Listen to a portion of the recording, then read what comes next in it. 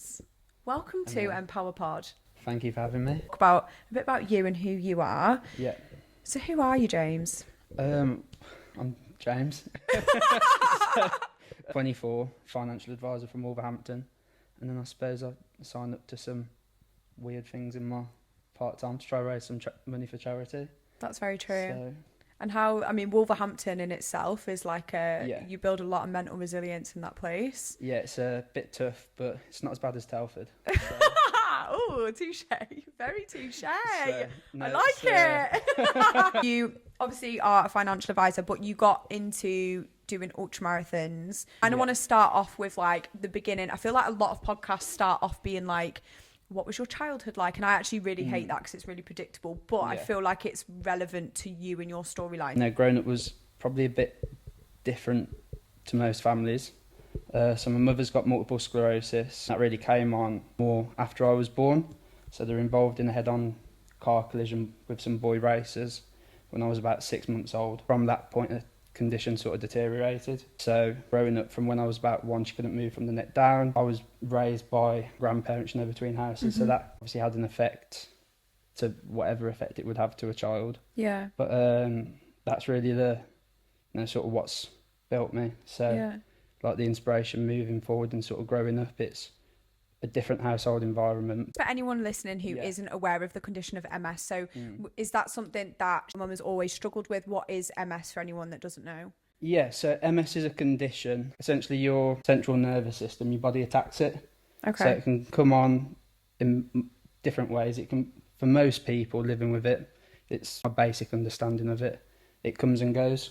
So you'll have periods where it affects you more, and it affects your mobility basically. You'll become tired, and easy day-to-day tasks will be a lot more taxing on the body, and it will come for a period of months, and then it could go over time. It will get slightly worse and slightly more progressive, but a lot of people can live with it. Another phase of it can be quite aggressive, and so instead of coming and going in phases and going into relapse, it can continuously get worse. That's what sort of happened with my mum's condition when she got to her mid-30s. So she got diagnosed when she was about our age, so early 20s. Oh my God. So she used to run nationally, which is why I thought I'd throw myself at a running event a couple of years ago. I said for other people it can be a little bit more severe. And so for you growing up with your mum, do you recall like a time where she could communicate with you and speak with you? I know like now that she's unable to actually speak as well. Yeah. So was there a time when you were younger that she could, like, do you recall watching the condition get worse as she got older? Yeah, I think the best way to describe it, which is how her carer says it, so from a mental functioning perspective, everything's still there. It's just the body shuts down on you.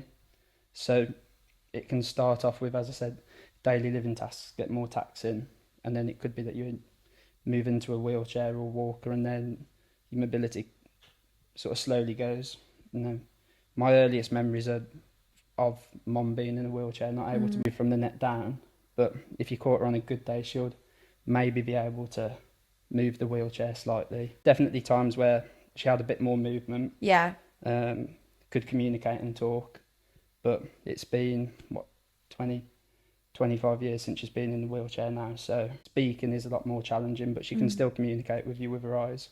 That's obviously something that's just come on over the last couple of years, but yeah, definitely just saw the condition deteriorate. But Yeah. growing up with it, no different. So the position I've been in, it's given me more than I can say in terms of a drive or a reason to be out doing these challenges.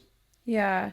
I think it's hard, isn't it? Because it's like you learn so much from that. And obviously your mum's such an inspiring woman anyway for what she deals with on a day to day and what she's dealt with. But for you to have to be able to like detach from what you sort of, obviously you would have rather this had never happened to her and she didn't have to live with this, but also it's given you this whole other like leash to go out and do all of these incredible things almost like in her honour as well. So it's a hard one to balance, isn't it? A lot of people that you see live with it and get on with their day-to-day lives. Yeah.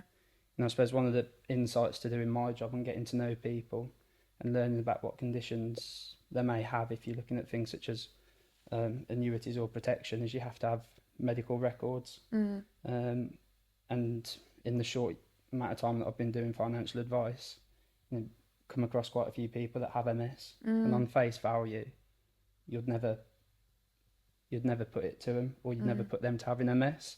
So it's definitely something that, and like with a lot of conditions, you know, you never know what someone's going through. Yeah. Behind closed doors and what they put a front on for. Yeah, 100%. And so you said there as well about your mum being a runner before. So what do you know of like your mum's running journey and what she used to do? I know she used to compete nationally throughout school and then in her sort of late teens and early 20s. So if you go to my grandparents' house, my grandma was addicted to a camera. Even now, like she's got her iPhone. We went to the theatre last week and she kept getting in trouble for pulling it out and putting the flash on. Like sat at the front of the theatre, distracting them all. So she's a serial photographer. So if you go in her house, she's got photos of her running all up in the house. Oh, amazing. And everything. So I know she used to be active. The Marathon des Sables. Yeah. Is that right? I think so. Okay. It's French. Yeah. So, okay. Well, I actually do have an A level in French, so it is Marathon des Sables. Walk me through. I know you said that was like an impulse decision. So, okay. And I mean, to me, an impulse is like, I bought a Kindle on Amazon the other week and I've not touched it. Like mine isn't signing up to a 257 kilometer ultra marathon. Like, do you know what I mean? Like, talk me through where that came from. So, it was at university and I was doing my dissertation. And anyone who's done the dissertation at university understands it's a bit of a slog and pressure getting. Needed horrendous. A bit of needed to procrastinate a bit. And it was when Mum's condition with her speaking was getting worse. So I'd call up and speak to the carers, couldn't really understand her as clearly. And when I'd go back, you know, that time away at university, and her condition deteriorated quite quickly over that point with her speech. So essentially I started looking at researching into cures or other similar conditions. I heard a podcast and there was a doctor in America at Caltech University, which is in Silicon Valley, like a fintech medical university, and they'd come across a study which could help restore movement and you know, like brain impulses where physical mobility is being impaired. So I reached out to them, had 2 Zoom calls with them, speaking about the study, and they were after patients. Obviously Mum couldn't get across to America because of the long haul flight and she can't fly. That sort of led me into looking into studies in the UK, charities doing similar things or that were funding those sorts of research in.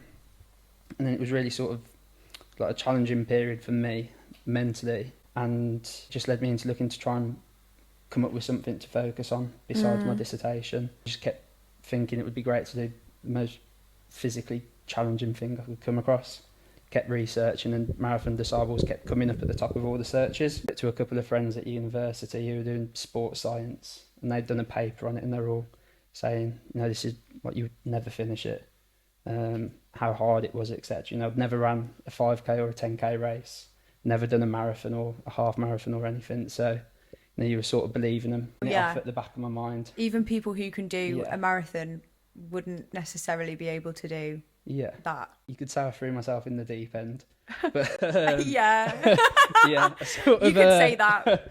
I sort of had that idea, and I've like looked into the Marathon des Sables, come across it, but I sort of shelved it for that reason. But I still wanted to maybe do something or do a fundraiser, and then graduated university. Well, finished university, and then on my 21st birthday, my mum got me a card, like a little credit card, but with a message on it saying, I love you, don't think twice, just do it. And I saw it, got emotional.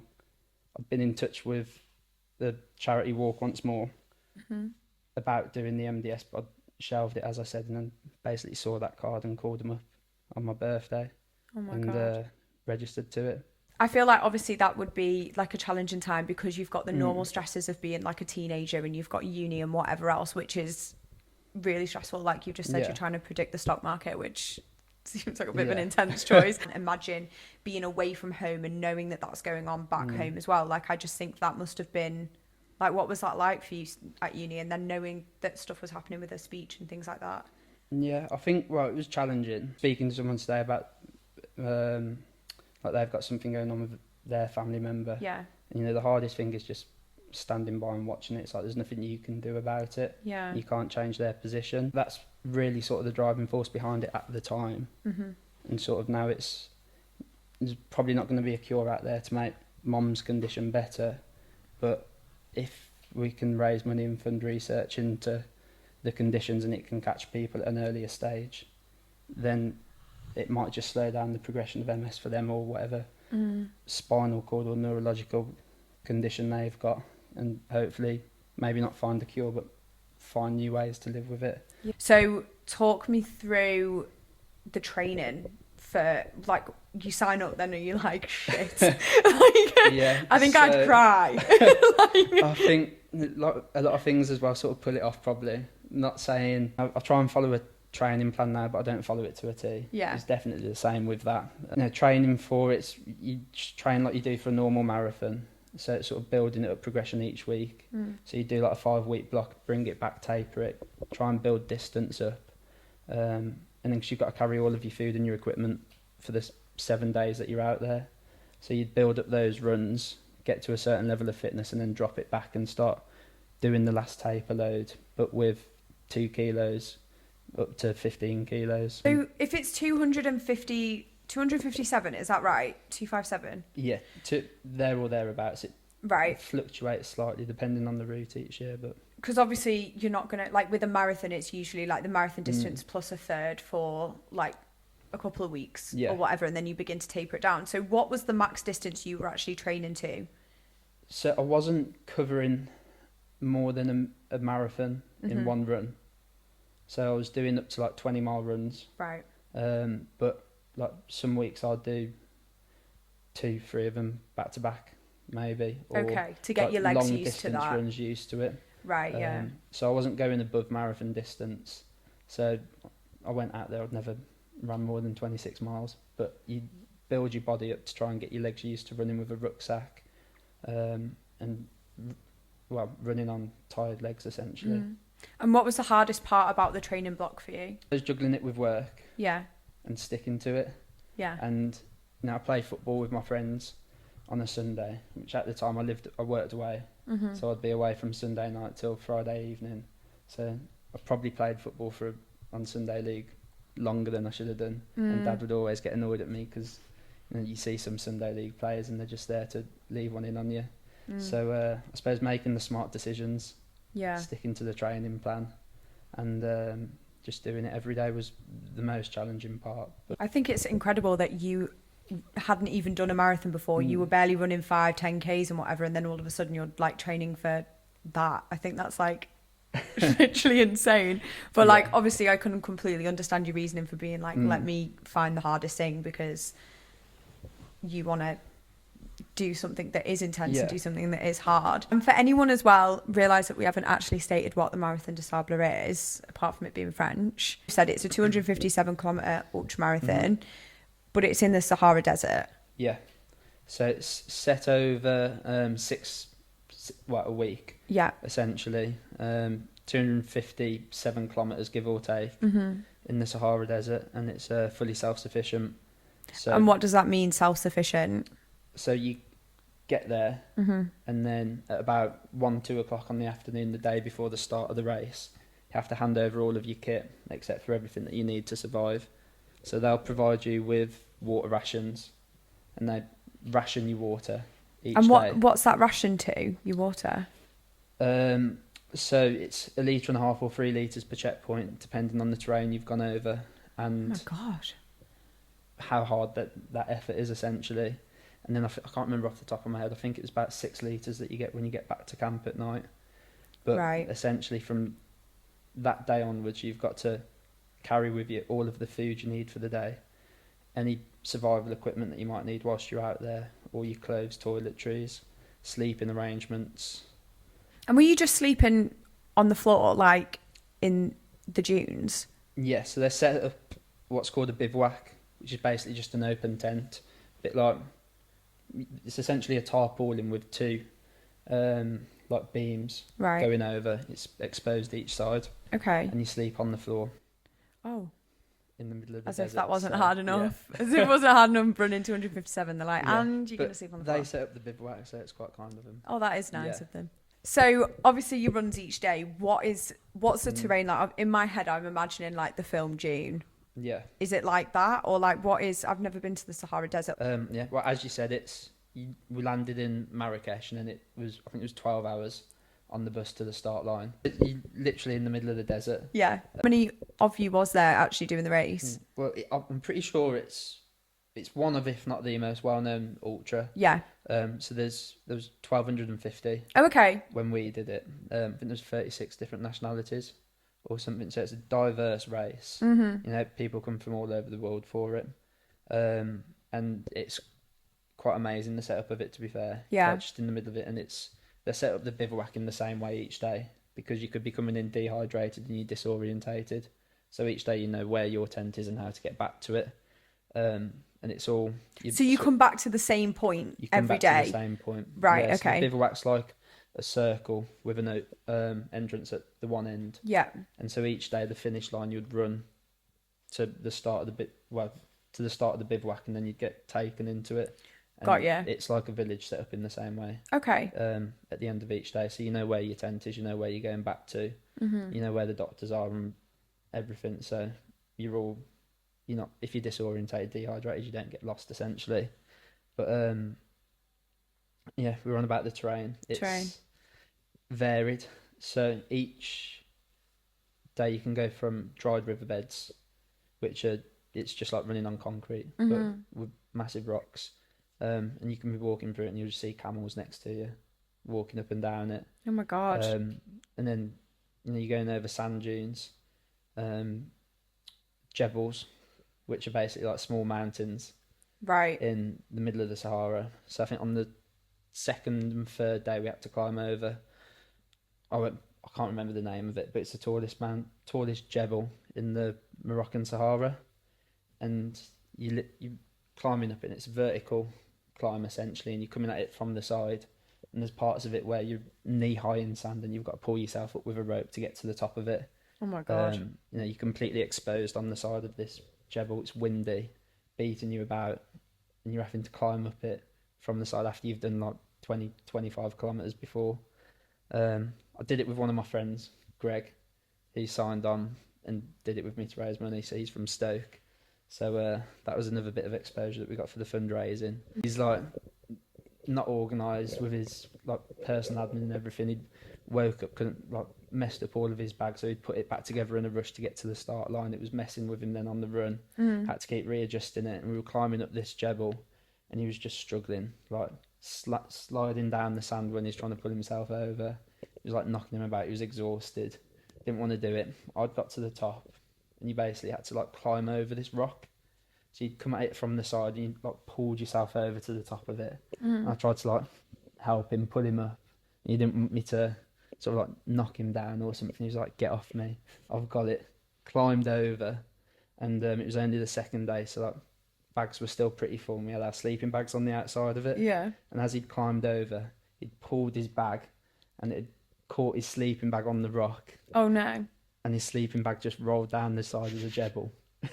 And it was like a sheer drop. We'd attacked it from the side. Coming up, no. and you just watched it building speed, bumbling down.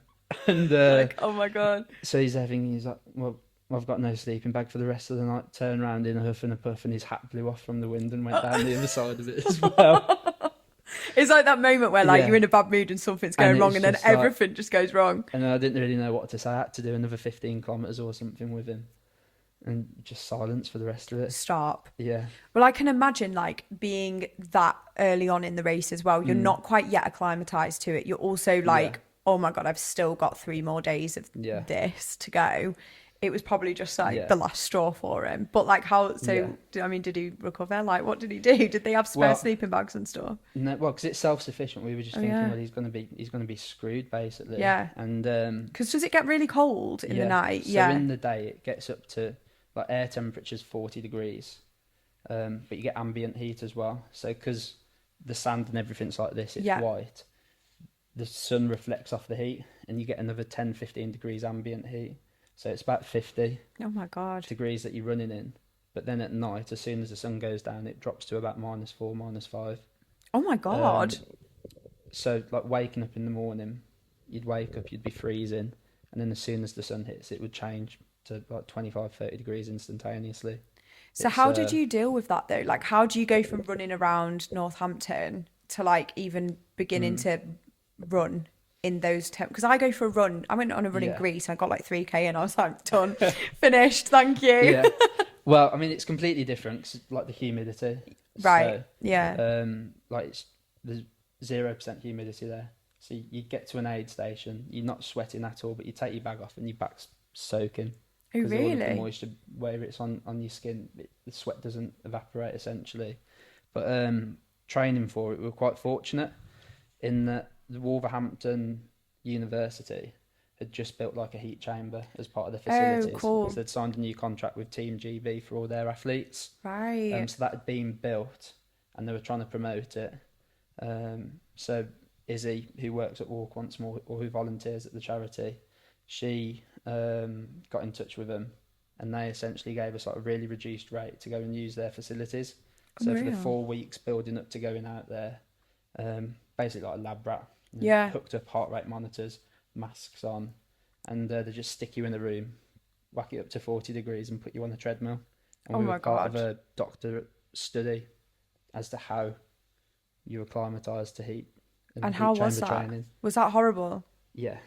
Yeah. So that was I'd die, I think. I don't think I could that go. was horrible because it was like the complete opposite to actually being in the desert. Yeah. So you've still got the heat, but they couldn't completely take away the humidity. So you were in there sweating buckets. Yeah. It was disgusting. So was that harder And you're than just on actually the being train. in the desert? Not harder. I think that was the realisation in the training that it's like this is what it's going to be like Yeah. when we get out there and how hot it's actually going to be. Did you panic in that moment? I think our heart rate readings probably went up a bit, Yeah. but I think because it's so close to going out there as well, it was a bit of excitement. Yeah. And that was sort of the unknown unknowns, and it was like, okay, we've been training up to this point, but like it's actually going to be challenging when we get out there. Yeah. And it's actually going to be this hot. And what was the moment like when you're on the marathon? What day, what moment? Do you recall a minute where you were just like, I just want to go home. Like, this is awful. Yeah. So it's like different distances each day. I think Yeah. First got there, as I said, the setup's amazing. So you're trying to take it all in. First day was only 32 kilometres, I think. So we were doing it. You're in the middle of the desert, really trying to take it in. And you got to get to each checkpoint by a certain cut-off time. So we were well ahead of time, but we just wanted to try to savour it. So the first day it was like too good to be true. Yeah. Like you've only done 30k. Like your feet weren't hurting, Yeah. weren't ruined. You've got the adrenaline of the first day. You wanted to take it in, and then on the night we got news that, like a weather warning. They were saying it's going to be a lot windier tomorrow. Walk around. They were like, go get rocks, put your tent down, to like try and add some weight to it.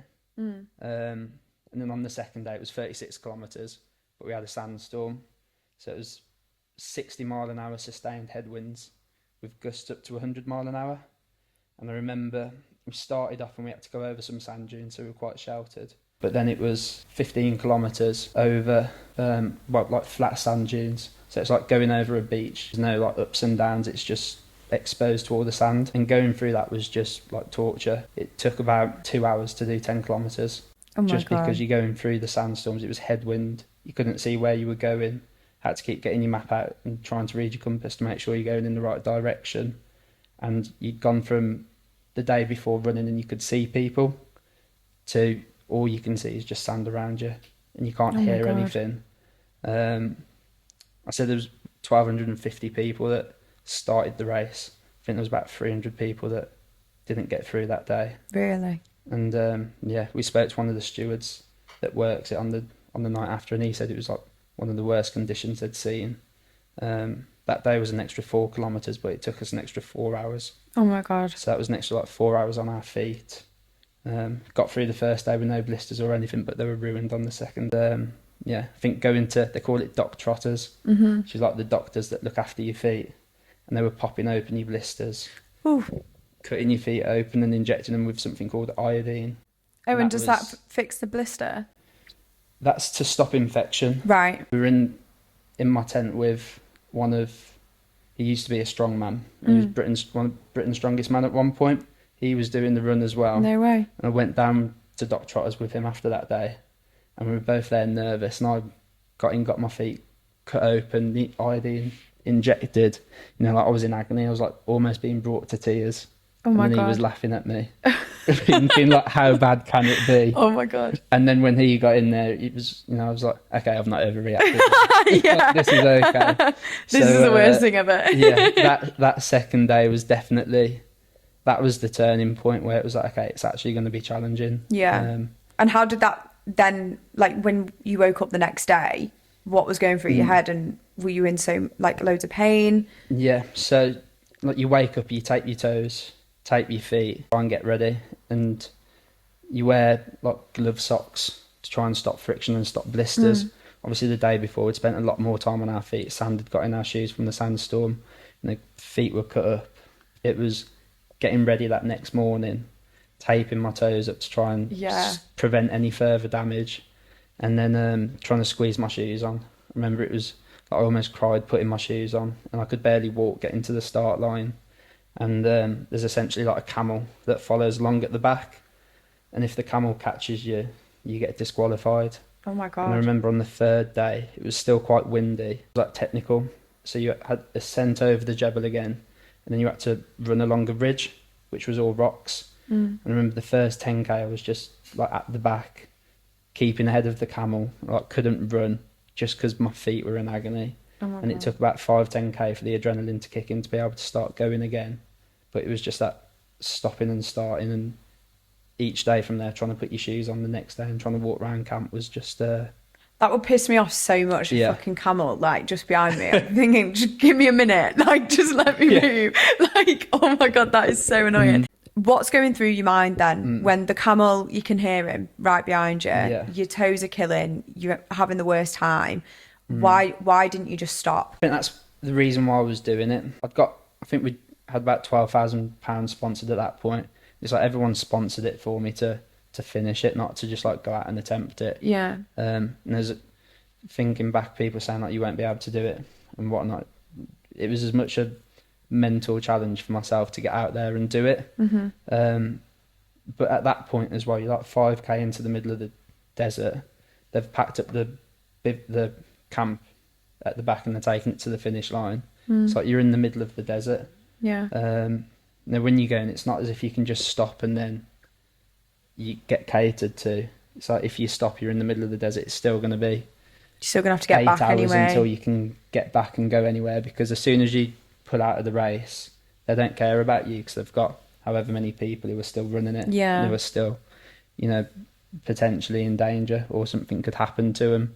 So it's, you know, as much a mental game as like, can I put one step in front of the other, or can I take one more step? And it's like, yeah, okay, right, let's get to the next checkpoint. So right, we've got another 5 kilometres, and then you'd have a check-in with yourself again. It's like, okay, feet feel better now, we'll just go to the next one. And just keep going that way. And what was the feeling like waking up on that final day and then even finishing the race? Like, what, I can't even imagine what that would even feel like. So well, it's quite surreal. So the fourth day's the long stage. It's a double marathon. Oh God. So that was like the first time I did marathon distance, and that was, I think it took me 18 hours to complete it. So it was a double marathon, so it was 84. I think it was 86 kilometres that day. Oh my God. So double marathon plus 2 as well. Yeah. That's so rude. So you sort of like go through the night, and then you get in. You have about 36 hours to complete it. When I finished that stage, like that's the one time I cried, because I was like, okay, I've just done that. I've got a marathon in like a day's time. Like I can do that. Yeah. So like finishing that and getting back was like the most emotional I was there doing it. That was by far the hardest part, going through the 86 kilometres or whatever it was. That is like really, really far. Yeah. And on the fourth day as well, like as if you're not already fatigued and broken. I know. And we got lost as well and added on like an extra, like a couple of kilometres. Oh my God. And then that obviously caused an argument between the two of us in the middle of the desert. Yeah. But, that was the most challenging part of it. And then you just had a marathon the next day, which weird and emotional. It was like a slow start again, like the other days, and then like you build into it and you get into it. And it was just coming to the end, it's like, you're finishing it now. And then you have all the thoughts of, have I taken it in? Like that time when there was a complaining, etc., etc. overwhelming, and it's like, well, I've just done it, and you can see them there waiting for you with the medal.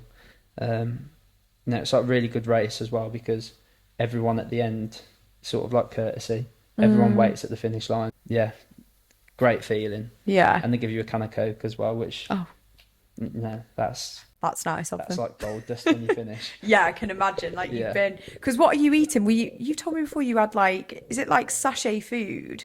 Yeah, so it's like rehydrated food. So it's like dried mac and cheese, or like chicken and noodles. Oh my God. And like, as you're going along, you've got to collect firewood. Right. To try and build a fire when you get back to camp, because all the elite runners, they're going to get back to camp and pick up the firewood, and they've got fire, so they can heat water to have a warm meal. Otherwise, it will take about an hour and 90 minutes. So whilst you're running and everything, you've got to also be thinking, oh shit, there's a piece of firewood, let me pick that up and add that. Yeah. Oh God. So you just get little things like that. But the food wasn't amazing. But no. It weighs nothing. Yeah. So that's all so it helps. It's trying to cut weight on your bag. So at the end of the race, you finished, and then you find out you're also third in your age group as well. Yeah, so we came third in our age group. We were 21. Well, I was 21 at the time. I think a lot of ultra runners, they were a lot older. There weren't too many people in our age group, which might take it away from it. But we came third in our age group, yeah. Which is insane, considering you'd never ran a marathon before, and then you're becoming third in your age group in one of the hardest ever ultra marathons. That's insane. Yeah. And it is a case with like ultras and things, like people are very experienced by the time that they're going into ultra running a lot of the time. But yeah, like you say, you can't take that away from how incredible what you did was. Like, that is literally insane. And to finish that high up, it's kind of like an extra, I know you won't have even probably been thinking about becoming like remotely placing in your age group at all. We were nowhere near the like professional runners that were doing it. We're now moving into your next challenge, because as if that one wasn't enough, you are going in for another one. How dangerous is this next one? It depends how you define dangerous. On paper, like, more people have died doing the marathon disables. And I'm pretty sure one year someone was held ransom. They have the Moroccan army that come and help with the administration of it and transport everything. So I think, looking at the MDS on paper, there's a lot that's happened with it historically, whereas the Jungle Ultra is quite new. So I think this will just be the 10th year that it happens, and there's only 50 people that get taken. So it's a lot smaller and it's a lot more catered, but you're in the middle of the jungle. Yeah. So we've not said that yet, have we? No. So yeah, James is doing the Jungle Ultra in the Amazon rainforest, which is just like, I feel like you're laughing because you know it's ridiculous. Yeah, well, maybe gone into it a bit impulsively again, but it'll be completely different to the marathon disables. There's not been any deaths or anything registered with it. Yeah, which is good. Hopefully never. Yeah, but it's going to be a lot more remote, and you're going to be on your own. Like with the MDS, you can see people a lot of the time. There's 1,200 people doing it. This, you're covering the same distance, but there's only 50 people going through the jungle. I spoke to the race directors, and he said you could be 5 meters away from someone. You won't be able to see them. You won't be able to hear them because of how noisy it is, and because it's in the jungle. If something happens to you, like quickest you could hope for, it could be 10-12 hours before someone can get to you and take you to the hospital. Anyone listening, I'm just looking over at James's girlfriend sat in the corner of this room, like... You know what, honestly, Mo's probably the best person you could be with in this situation, because she's so chilled out. Like, so for people that don't understand this, so James is going to be running the Jungle Ultra, a 5-day race through the Amazon, 250 kilometers with a 4,000 meter ascent and a 15% completion rate. Yeah. Yeah. That's the that's the one. That's the aim. And so, obviously, you said you've entered this quite impulsively. So, I mean, I don't want to hone in on this is how dangerous what you're doing is, James. Do you think this is a good idea? In your head, I know we have touched on it, but like, your why for finding things that are really hard or finding things that are really dangerous. People raise money all the time for charity, and they go and do a skydive or a marathon or whatever. Like, what is it for you that just is like, I need to take it that one step further. I need to do something that not many people have done. Couple of reasons. I think with sort of my reasoning behind it and why I did the MDS was, like, obviously I've seen the impact that loss of mobility has had on my mother. So it's trying to do something that's physically challenging, because that's sort of my reason behind doing it. It's a bit against the grain as well. Yeah. So against the contrary. So I'm hoping that can at least give a bit more influence when we're looking at doing fundraising events, and hopefully raise a bit more money for charity and have a bit of a wider reach. What do you think will be different in this one? Obviously, I know it's two totally different climates, but you feel like after doing Marathon Sable, you're like, I can conquer anything now, like I'm fine? Or does this feel like really new and scary? Yeah, I think it will be completely different. And I think it will be more dangerous potentially just because of the environment. And the Sables, as I say, it's like one of the biggest ultras in the world, definitely one of the most well known. But whilst you're in the middle of the desert, you've got support all around you. Mm-hmm. This is going to put you a lot more on your own. Yeah. And you're going to be left to your own devices and your own feet. It's each day you're probably going to spend 90% of it on your own as well. Yeah. So it's going to be a completely different challenge. How are you like even going to prepare mentally and physically for it? Hopefully, I think it will come down to the same as with the MDS. You know, I think because I'm going out there for charity and doing it with the support of people behind me, that'll be the main driving force forward. You can do all the preparation you want in the world, but I think what I learnt with the MDS is if you're just going to go there and have enough willpower to do it, then you'll be able to get it done. What would you say what's your like least favourite insect that you're slightly scared about? Really immature question on the podcast, but that's something I want to know. But there's some like parasites or insects that live in the actual river, right? That can find their way inside of you. Yeah, I didn't realise them until Memo started sending me videos of them trying to scare me one night. Oh my god, yeah. You've got to stop that. You've got to stop that. So, yeah, that's what I mean when it's like I'm trying not to think about that until 100%. We get there. Because you might never see anything of it. Like in Australia, everyone talks about Australia and like huntsman spiders, but when I went to Australia, I didn't see anything. I mean, I was sick, so I might have forgotten it all, but like we didn't see anything like that. So I think it's like when you freak yourself out, obviously in the Amazon there's going to be some mad shit going on, but you might see an orangutan or like some cool stuff. Yeah, well, I mean, I suppose a bit against going to the Amazon rainforest. I used to have a pet snake when I was younger, but then we had to give it away because I got scared because it got so big. So now we go into the Amazon rainforest where there's like 20-foot anacondas. Who have all heard from their snake back in the UK that this guy's coming to the Amazon and he gave me Sean the snake. Sean the snake. I actually can't. That is the most conservative name for a snake. For a snake I've ever heard. So fundraising at the moment, have you started your fundraising for that? Yes, we've just released a Just Giving page, and then we've just been reaching out to companies for sponsorships and organising some events. Amazing. So I've got a gym in Wolverhampton that sponsored us, and we're doing a 24-hour run there in a couple of weeks at the start of December. Yeah. And then just got a couple of like small events around Wolverhampton, so golf days, running days, football days, auctions and raffles. Amazing. Next year, and hopefully get a couple more sorted. Yeah. Just a little bit more about the charity that you are raising money for. Yeah. It's Walk Once More. Mm-hmm. Can you just talk about what that charity is and what it's aiming to do? So Walk Once More, a non-for-profit charity. It's run completely by volunteers and essentially people like myself, Greg, who do activities or fundraising for them or events that they put on themselves. Now, it raises money to go towards UK universities that are funding research into spinal cord injuries and other injuries that affect mobility within people or a lack of mobility.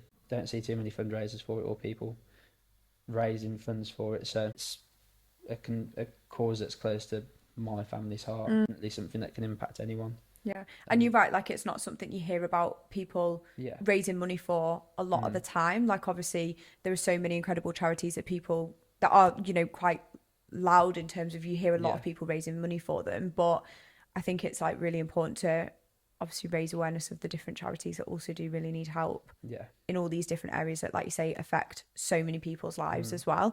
And the fact it's spinal cord injuries as well, so it's not just MS, it's also Yeah. any injury that you could get to your spinal cord that then affects things like car crashes or breaking your back and anything like that as well. Yeah. Other question that I did just have is, obviously I know you were looking into the US study before.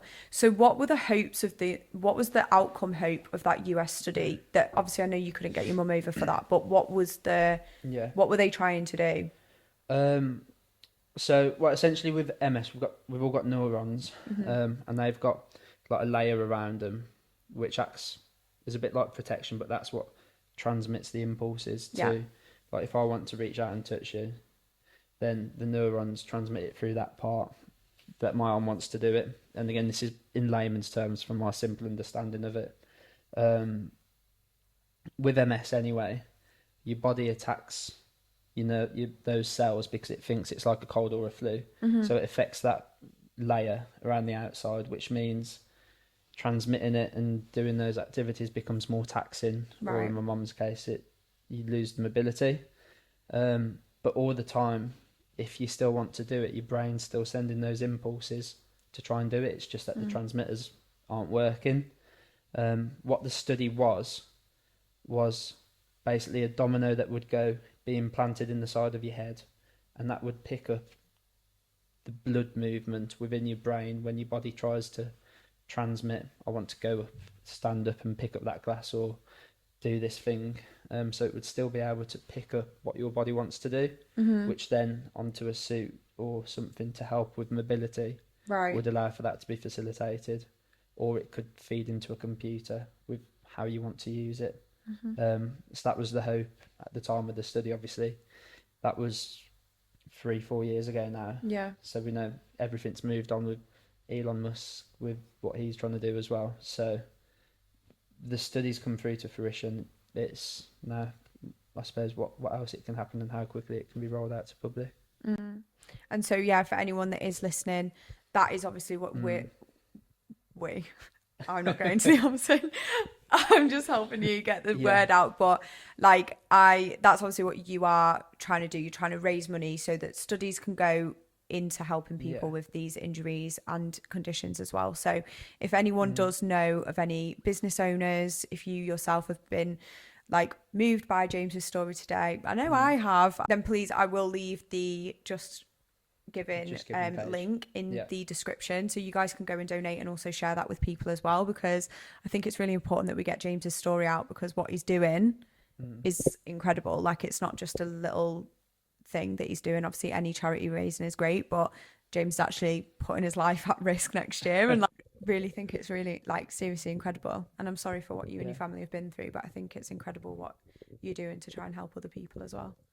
Thank you very much. Thank you for having me. Always, hon, you're always welcome. But right guys, see you in the next episode. I feel like I rounded that off a little bit harsh actually.